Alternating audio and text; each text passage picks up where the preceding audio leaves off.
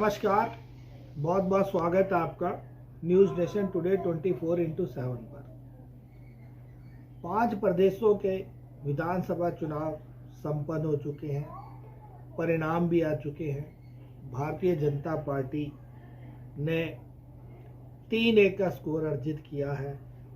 मध्य प्रदेश, राजस्थान, छत्तीसगढ़ में भारतीय जनता पार्टी एक बड़े बहुमत से जीती है और तेलंगाना के बीच में कांग्रेस पार्टी ने जीत दर्ज की है।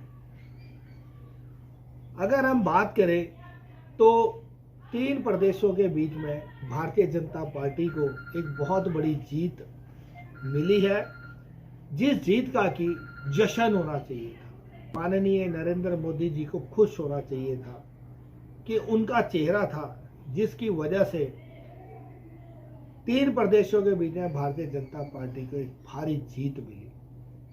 लेकिन हुआ इसका विपरीत। क्यों साहेब इतने गुस्से में आ गए? तो जश्न मनाना चाहिए था।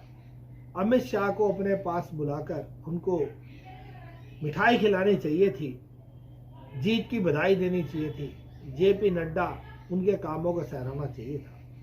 लेकिन साहेब तो गुस्से में आ गए। हुआ इसके विपरीत। तेलंगाना के डीजीपी अंजलि कुमार को क्यों निलंबित कर दिया गया, क्यों सस्पेंड कर दिया गया, क्या उनका दोष था? बात करें तो मध्य प्रदेश के बीच में भारतीय जनता पार्टी एक बहुत बड़े बहुमत से जीतकर सामने आई, जबकि 4 के करीब पत्रकारों ने मध्य प्रदेश के बीच में जाकर चुनाव को बड़ी नजदीक से देखा।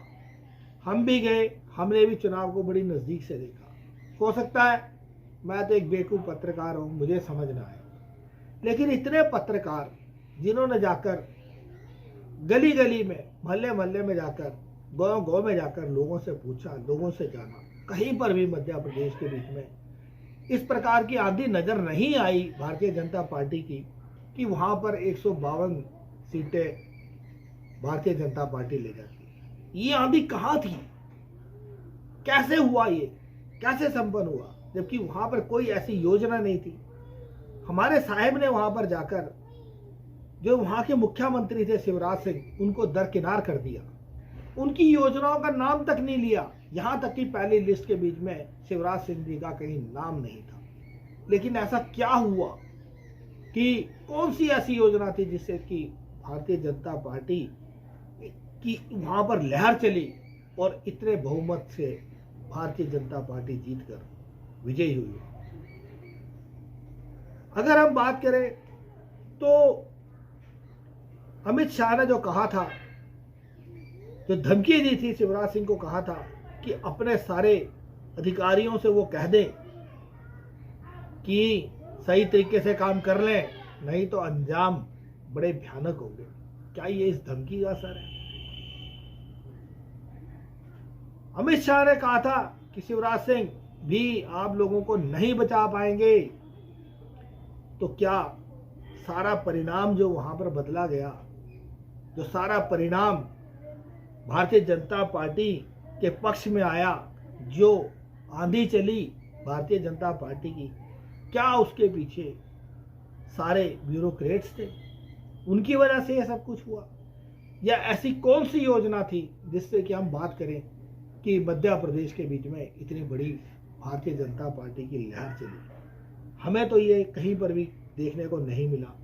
अगर हम बात करें तो केवल एक चैनल में नाम नहीं लूंगा, केवल क्या उनके कान में आकर किसी जिन ने ये कह दिया था, या किसी अलादीन का चिराग उन्हें ऐसा मिल गया था कि जिसको रगड़ा और उन्हें पता चल गया कि इसके बीच में जो है 152 सीटें भारतीय जनता पार्टी जीतेगी, जो उन्होंने पहले ही भविष्यवाणी कर दी थी रिजल्ट आने से पहले, और उतनी ही सीटें आती हैं। ये कैसे संभव हो सकता है? बाकी इतने पत्रकार जो वहां पे घूम रहे थे, उनको कहीं आंधी नजर नहीं आई, और केवल एक चैनल, जिसका कि मैं नाम लेना पसंद नहीं करूंगा, उसी को सिर्फ मालूम चलता है कि इस प्रकार की आंधी आने वाली है, इस प्रकार के परिणाम आने वाले हैं।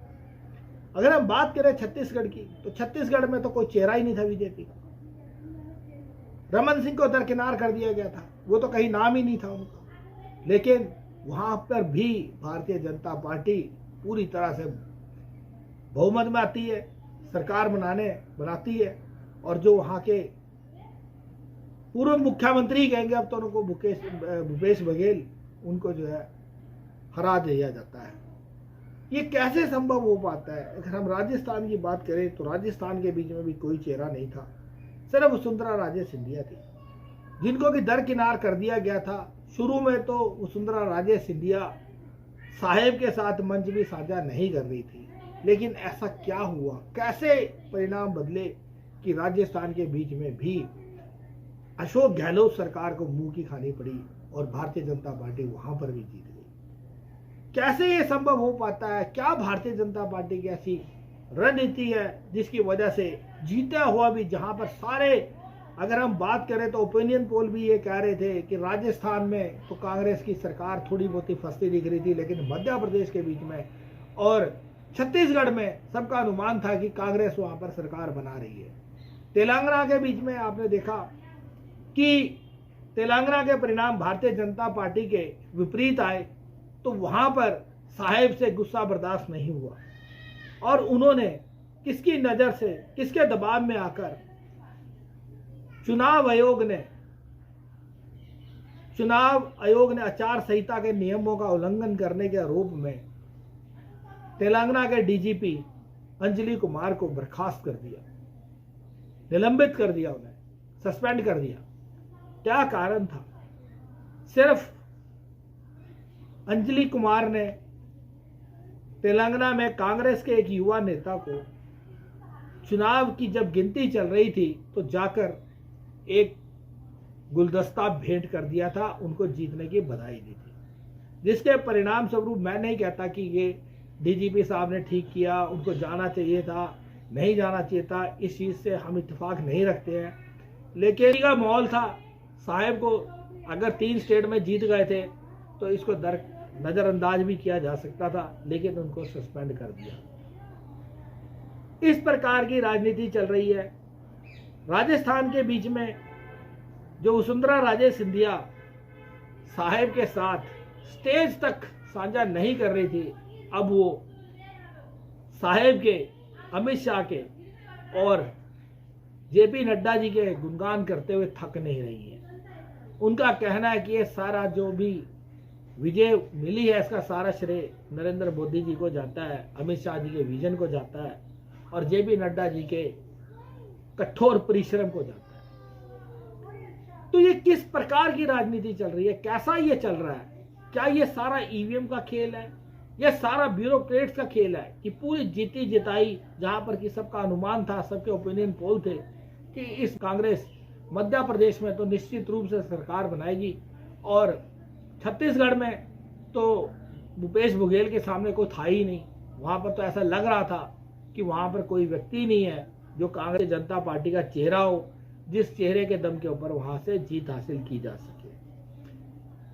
अब हम आपको कुछ वीडियोस दिखाएंगे जिसके बीच में कि दिखाया जा रहा है कि किस प्रकार से मध्य प्रदेश के बीच में खेला किया गया, कैसे वहां से ईवीएम पकड़ी गई गाड़ियों में ले जाते हुए, कैसे इलेक्शन से 5-6 दिन पहले ही पेपर थे जो पोस्टल बैलेट होते हैं उनको पहले ही निकाल लिया गया, जिसके बीच में कि 11,000 पोस्टल बैलेट को वहां से चोरी कर लिया गया। ये किस प्रकार, कैसे ये संभव हो सकता है कि जब तक कि अगर हम नियम और कायदा कानून की बात करें तो वोटों की गणना शुरू नहीं होती है तब तक पोस्टल बैलेट्स को नहीं खोला जाता है।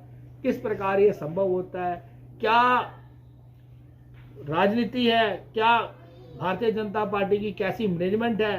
कैसे वो मैनेज करते हैं कि वो जीते जिताए चुनावों को भी विपक्ष को हरा देते हैं और भारतीय जनता पार्टी विजयी होती है? सारा कुछ हम दिखाएंगे। आगे हम आपको कुछ वीडियो दिखाएंगे जिसमें कि आप देखेंगे से मध्य प्रदेश के बीच में खेला हुआ, कैसे चुनाव के परिणामों को प्रभावित किया गया, कैसे जो चुनाव के परिणाम थे उनको बदला गया। में अधिकारियों ने स्ट्रांग रूम का ताला तोड़ दिया, बैलेट पेपर की पेटी खोल दी और वोटों का मिलान शुरू कर दिया था। तभी कांग्रेसी कार्यकर्ताओं ने उन चोरों को रंगे हाथों दबोच लिया जो अधिकारी के भेष में आए थे। कलेक्टर पर आरोप लगा कि वो भाजपा के साथ मिलकर वोटों को लूट रहे हैं ताकि मध्य प्रदेश में एक बार फिर भाजपा की सरकार बनाई जा सके। कांग्रेस ने उसकी शिकायत चुनाव आयोग में की, लेकिन चुनाव आयोग कितना निष्पक्ष है वो पूरा देश जानता है। मशीनों का नंबर इधर मेरे को व्हाट्सएप करना, वो भोपाल व्हाट्सएप